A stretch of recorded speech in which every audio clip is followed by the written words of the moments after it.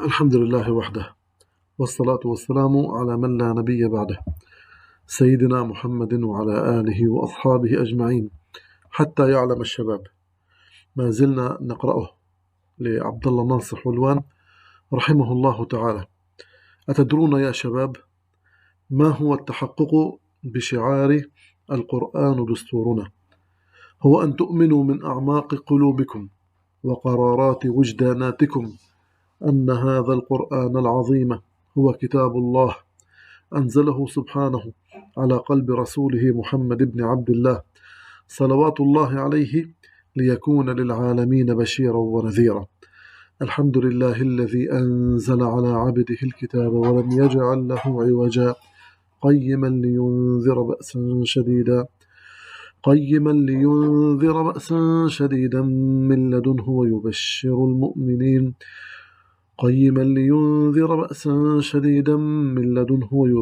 المؤمنين الذين يعملون الصالحات أن لهم أجرا حسنا.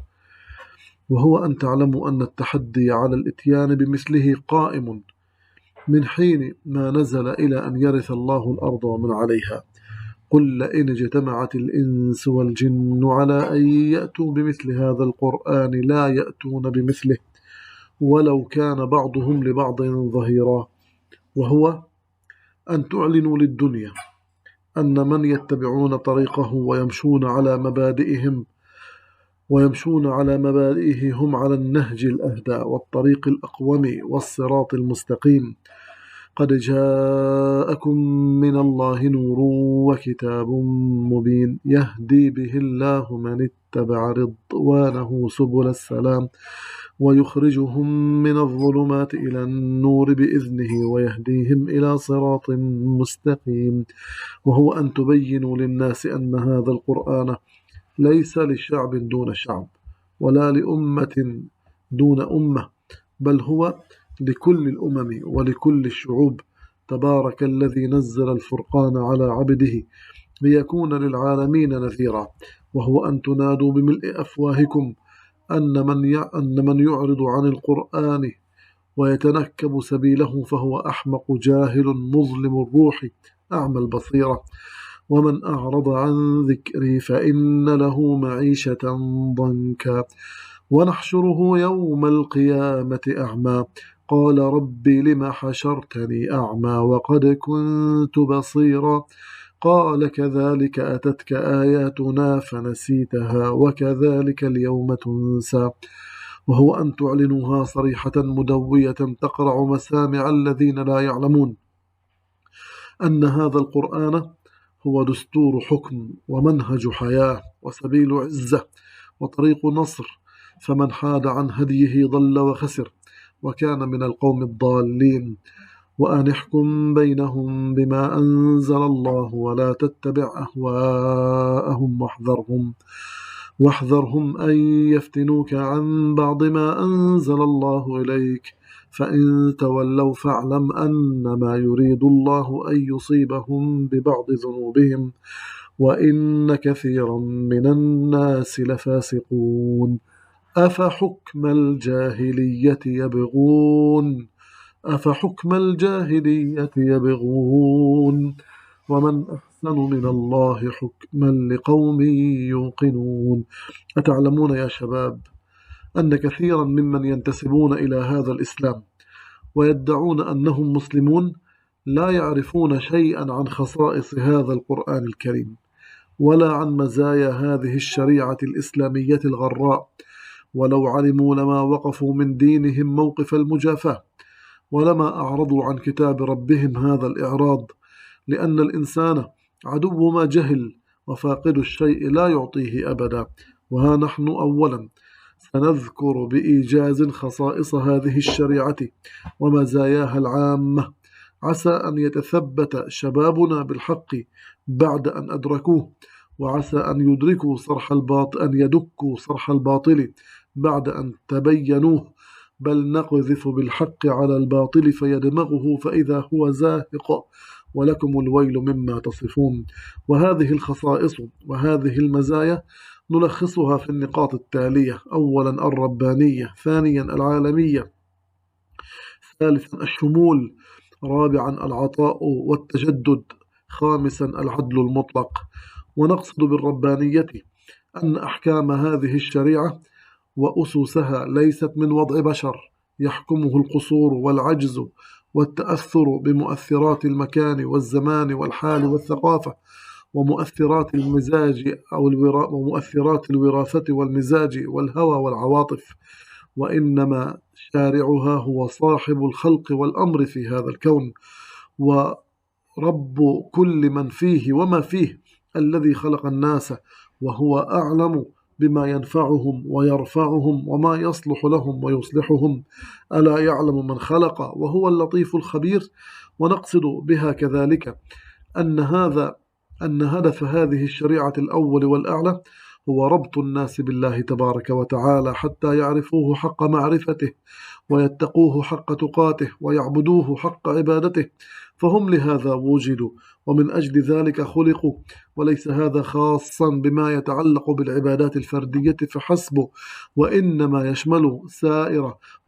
يشمل ذلك سائر أحكام الشريعة في مجالاتها الأسرية والمدنية والجنائية والدولية وغيرها.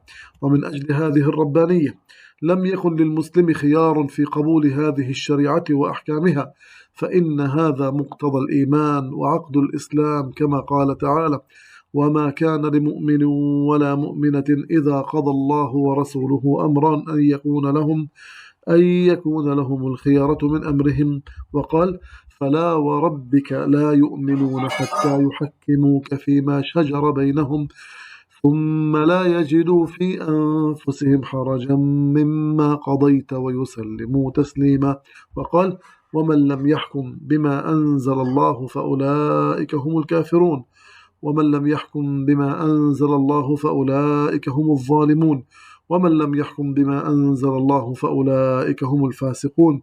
ومن ثم تجد أحكام هذه الشريعة التي تتسم بالربانية في قلوب المسلمين من الاحترام والانقياد والطاعة لها ما لا يمكن أن تجده في أي قانون آخر يضعه البشر بعضهم لبعض، لأنها حكم الله، ومن أحسن من الله حكما لقوم يوقنون.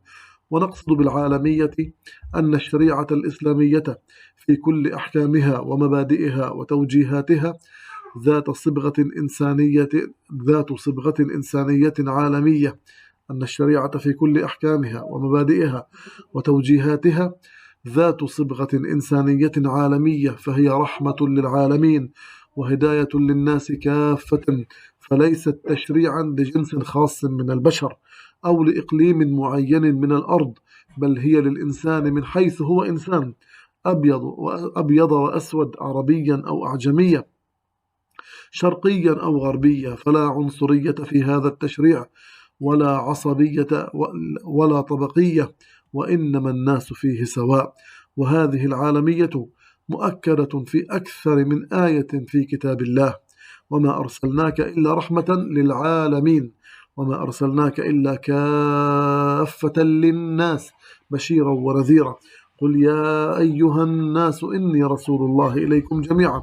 وهذه الميزة إنما هي أثر من آثار الصبغة الربانية في هذا التشريع، فلو كان واضعه فردا أو فئة من الناس لتعصبت بوعي أو بلا وعي لجنسها ووطنها وطبقتها ومصالحها، ولكن المشرع هنا هو رب الناس إله الناس، فهم جميعا عباده، لا فضل لفرد منهم على فرد ولا لفئة على أخرى بحكم الخلق والنشأة. ونقصد بالشمول أن الشريعة الإسلامية اشتملت على نظم وأحكام ومصالح في كل جانب من جوانب البناء والتكوين والإصلاح، سواء ما يتعلق بالعقائد والعبادات والأخلاق، أو ما يتعلق بالقوانين العامة من مسائل مدنية وأمور جنائية وأحوال شخصية ونظم اجتماعية وعلاقات دولية، أو ما يتعلق بأسس الحكم وقواعد الاقتصاد وركائز المجتمع الفاضل كل ذلك في مبادئ دقيقة محكمة، وفي تشريعات ربانية خالدة، تعطي ولا تأخذ، تجمع ولا تفرق، وتؤلف ولا تبدد، وتبني ولا تهدم. تنزيل من حكيم حميد. ونزلنا عليك الكتاب تبيانا لكل شيء، وهدى ورحمة وبشرى للمسلمين. ونقصد بالعطاء والتجدد أن الشريعة الإسلامية بمبادئها العامة وقواعدها الكلية تفي بحاجات الزمن المتطور، وتواكب حضارات العصور المتجددة، ولا سيما في أحكام المعاملات والمسائل الدستورية والنظم الاقتصادية والعلاقات الدولية. ولنضرب على ذلك أمثلة. القرآن الكريم في الأمور الدستورية والقضائية نص بوضوح على مبدأ العدل، فقال: اعدلوا هو أقرب للتقوى. وقال: وإذا حكمتم بين الناس أن تحكموا بالعدل. فهذا المبدأ الذي نصت عليه الآيتان الكريمتان قاعدة كلية ثابتة لا تتبدل ولا تتغير، وهذه القاعدة يجب العمل بها في كل زمان وفي كل مكان، ولكن وسائل تطبيق مبدأ العدل متروك للنظر المتطور والحياة المتجددة. فتطبيق مبدأ العدل في محكمة واحدة، أو بتعدد من المحاكم، أو بفصل السلطة القضائية عن السلطة التنفيذية والسلطة التشريعية، فهذا كله متروك للأصلح من تجارب البشرية. فمقصد الشريعة الأول تطبيق مبدأ العدل، فليكن التطبيق بأي وسيلة كانت، وبأية صورة ارتآها أهل الحل والعقد، وبأي تنظيم أشار إليه المتخصصون في هذا المجال، ما دامت المحاكم تحقق مصلحة العدل بالنسبة للجميع. ولنقس على ذلك مبدأ الشورى في قوله تعالى: وأمرهم شورى بينهم، ومبدأ المساواة في قوله تعالى: إن أكرمكم عند الله أتقاكم، ومبدأ تنظيم العلاقات المالية في قوله تعالى: يا أيها الذين آمنوا إذا تداينتم بدين إلى أجل مسمى فاكتبوه وليكتب بينكم كاتب بالعدل، وغيرها من المبادئ الاجتماعية والنظم الدستورية والقوانين الاقتصادية. أما المسائل التي لم يرد فيها نص أصلا، فهي خاضعة للاجتهاد الزمني عن طريق القياس الصحيح، أو اعتبار المصلحة المرسلة والاستحسان، أو غير ذلك من الأدلة التي تختلف في تقديرها آراء الفقهاء واجتهاد المجتهدين باختلاف مشاربهم ومدارسهم.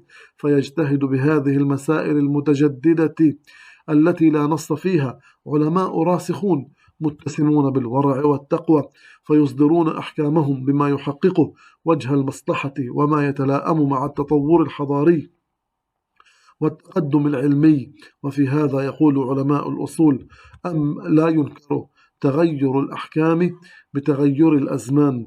أما المسائل التي ورد فيها نصوص قطعية كمسائل العقيدة وأركان الإيمان وأحكام العبادات، وتحريم الزنا والربا والخمر والميسر، وتحديد أنصبة المواريث، وعدة الطلاق والوفاة ونحوها، فهذه النصوص القطعية محرمة لا يدخلها الاجتهاد ولا تخضع لأي تبديل. وكل من يريد أن يدلي فيها أو يجتهد في تطويرها يكون هادما للشريعة ومحاربا لله وللرسول، وخالعا من عنقه ربقة الإسلام. وفي هذا يقول علماء الأصول: لا مجال للاجتهاد في مورد النص، أي في الأمور القطعية.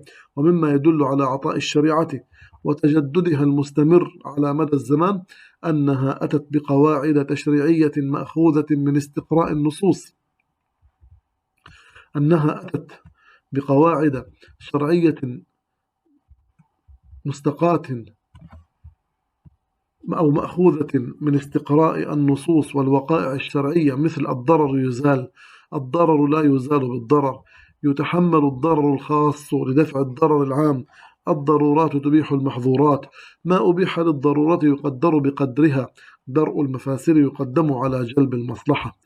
ونقصد بالعدل المطلق، هي السمة الخامسة من سمات هذه الشريعة، أن هدف الشريعة الإسلامية إقامة العدل المطلق بين الناس جميعا، وتحقيق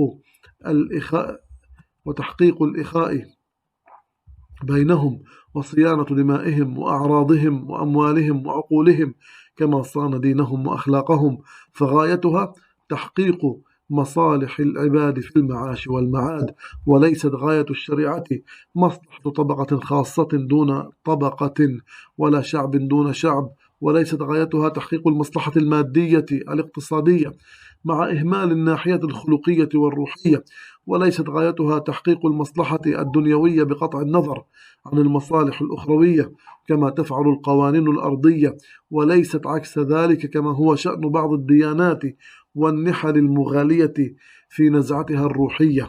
ومراعاة هذه الاعتبارات كلها مستحيل أن يتحقق في تشريع بشري، فإن مراعاتها جميعا تحتاج إلى علم إله ورحمة إله، فالإنسان دائما ينظر من زاوية ويغفل زوايا كثيرة، أما الذي ينظر النظرة المحيطة بكل شيء وكل جانب فهو الخلاق العليم الحكيم الذي وسع كل شيء رحمة وعلما. ألا يعلم من خلق وهو اللطيف الخبير؟ هذا يا شباب أظهر ما في هذه الشريعة من خصائص ومزايا، وإن شريعة تجمع في طياتها مزايا الربانية والعالمية والشمول، وتحمل في أنظمتها خصائص العدل والتجدد خصائص العدل والتجدد والاستمرار، لهي شريعة تستحق البقاء وتستأهل الخلود، وتفيء للدنيا أنوار الحق والمدنية والعرفان، وترفع في سماء البشرية منارات الهدى والعلم والحضارة، وتسطر في ضمير الزمن آيات المجد والقوة والعظمة والخلود. أسأل الله العظيم أن يجعلنا من أبنائها وأهلها، إنه جواد كريم. ونكمل في لقائنا القادم الشهادات التي تدل على هذه الصلاحية للشريعة في كل زمان ومكان، وعلى اتصافها بالتجدد والخلود. وصلى الله على سيدنا محمد وعلى آله وأصحابه والتابعين ومن تبعهم بإحسان إلى يوم الدين.